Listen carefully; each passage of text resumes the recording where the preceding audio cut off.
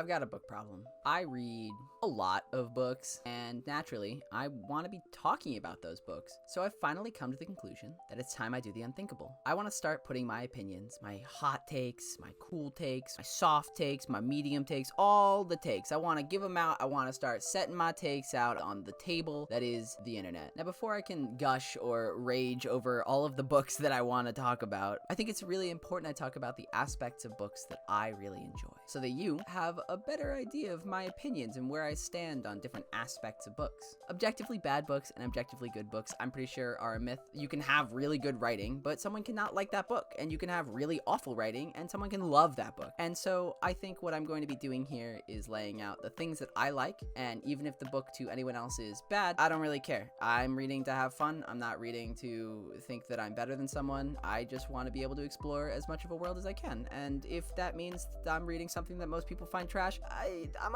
okay with that. I think that's fun. But understanding where I'm coming from is important so that you can get more out of a review. You know that if I say I don't like something, you might be able to say, well, I do like that kind of thing, so maybe I would enjoy this book. And that's really cool. My final opinion on a book doesn't have to be what my viewers' final opinion is when they watch a video from me. And that's dope. I think that would be really cool to be able to get that conversation going. So here's some aspects of writing that I love. The books I'm going to use to exemplify these characteristics aren't necessarily my favorite, but they do have things in them that I just love to read no matter what. The initial two aspects are going to be about premise. I just want to get that out of the way because I'm going to be talking about premise twice, but I'm talking about different aspects of premise. And the first aspect I want to talk about in premise is execution. I'm already kind of cheating by the first one being a short story anthology, but Exhalation by Ted Chiang has some of the best premise execution that I've ever seen. The premises of his short stories fall under pretty general science fiction premises, time travel, digital artificial intelligence, but the take and execution on those premises stands out as being really unique and having a lot of depth for how long some of these are. You have a 3-page story about a button with a light on it, and the light will light up a second before you hit the button, delving into determinism. A 100-page story about Neopets,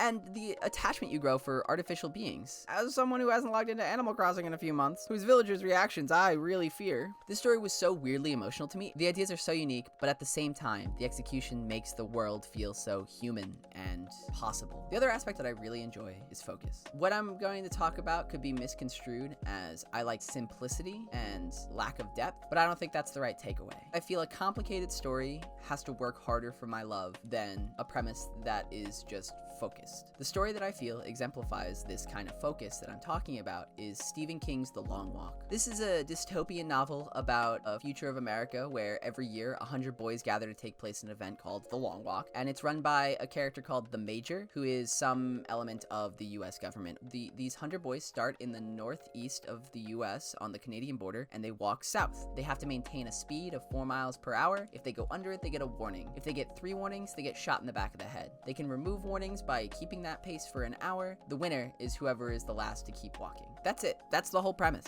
Just walk. And it's pretty bottle episode-y as well. You don't really get much more than them just walking and talking about stuff. That's pretty simplistic. This is a dystopian novel. If you look at other dystopian novels, especially when you think of The Hunger Games, you kind of run into this weird divide between The Long Walk and those dystopian novels. The Long Walk is about the event that is taking place that is in this dystopia, and it's a direct mirror to this time in American history when he wrote this, which was in the 70s. He's talking about the Vietnam War. It's very clear that these boys who are promised riches as long as they can just make it to the finish line of this hard and arduous thing where 90% of them are going to be shot in the face. That's the Vietnam War if you're talking about the 70s.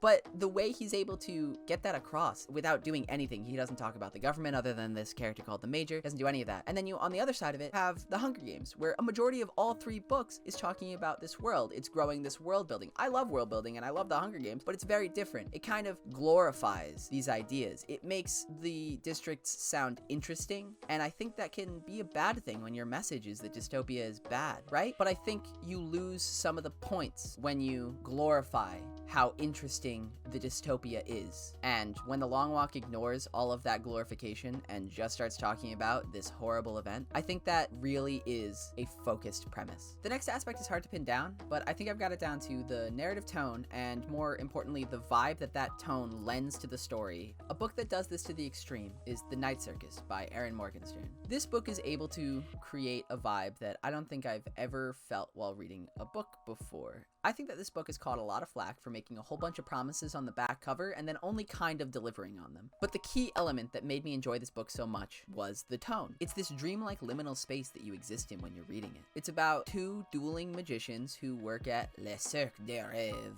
or however you might pronounce that in French. But in reality, the main character of this book is the circus. Every description continues to fuel that sense of wonder. You get page after page describing the different tents and the people as they walk through, and you get point of views from characters who have experienced the circus, who have never even met any of the people that the book is about. All of those descriptions and all of those points of view, they really add to this ultimate vibe that the Night Circus is trying to pull off, and I think it does it really well. I think I walked away from this book going, I didn't really care about Celia and Marco, but man, did I love the world that they lived in. Man, did this book itch something in my brain. Another book that I think has this tone to a lesser extent, but better execution of plot, is probably American Gods by Neil Gaiman, where you're most definitely following the characters and you're interested in what's going on, but it's the tone of the book that is keeping you reading from start to finish. The last aspect is character development. The Way of Kings, and more broadly, the Stormlight Archive by Brandon Sanderson, is building up to be my favorite character-driven series that I've ever read. The Stormlight Archive is a high fantasy series following a multitude of characters on the planet Roshar as they try to discover forgotten histories and try to forge a future not lost to desolation. The use of point of view chapters and the structure of individual books taking on the task of exploring single characters through flashback chapters all meshes together to create these fully realized characters that I otherwise haven't experienced. Don't get me wrong, I think that there's been great characterization. Even in a lot of the books that I've already talked about, I think there's great characterization. And those are happening with significantly fewer pages than Brandon Sanderson's doing. But I've never finished one of the Stormlight books and thought that all of this time spent on characters was ever wasted. When I first read Way of Kings, now, I must confess, I might have skipped the Shallan chapters a lot. I was really bored of her, and I was way more interested in exploring my bridge boy, my main slave man, my badass with the shash or whatever the thing is on his head. But now that I've finished books 2 and 3, I don't think I could ever do that again. I don't think I've ever had so much appreciation for every single point of view given to me in a book. These characters are in a high fantasy setting, but they're experiencing very real problems. And I know, most books are trying to get those characters, even if they're in some far-off world, to connect to a human reader. But somehow these feel more real than when other books try to do the same thing. Kaladin has seasonal affective disorder. Shallan is going through her own mental struggles throughout books 2 and 3, and book 1 even though you might not feel it happening. It's still there after rereads. There is a necessary patience in reading these books because my boy Brando Sando, man, do he like to type a lot of words. But all of those words are important. He's taking meticulous time and effort to show everything that has gotten us to this point. All of the awful that the characters have pushed down into themselves, all of their mistakes, all of their moments of weakness. We see it all. And when a book is able to make me feel like the characters that I'm reading are real people and give me visceral emotions towards actions that these characters take, I couldn't ask for more. But then he goes to create like this crazy world, and there's like crossover stuff, and man, do I love crossover stuff. Ever since Power Rangers did it, when they had other Power Rangers show up, I thought that was really cool. And now he's doing that with like characters from other books that he's written, and he has the whole Cosmere, which I'm sure I'll talk about in another video at some point because there's a lot there. So there you have it. That's me gushing about some of the really cool aspects of books that make me want to keep reading. I've got so much to talk about. I'm really excited to be able to talk about all of these things with people on here, and if you too are excited, please subscribe, like this video, send it to people, and you know what? Go down into the comments and tell me the aspects of books that you really like. Tell me books that fit those. I want to find more books, and I think that'd be really cool to kind of use these comments as just book recommendations and just be able to talk about the aspects of books that we don't normally get to talk about with people. Thanks so much for watching through this. I love all of you. Have a great day. Stay read. Stay lit. Stay literary. Yo.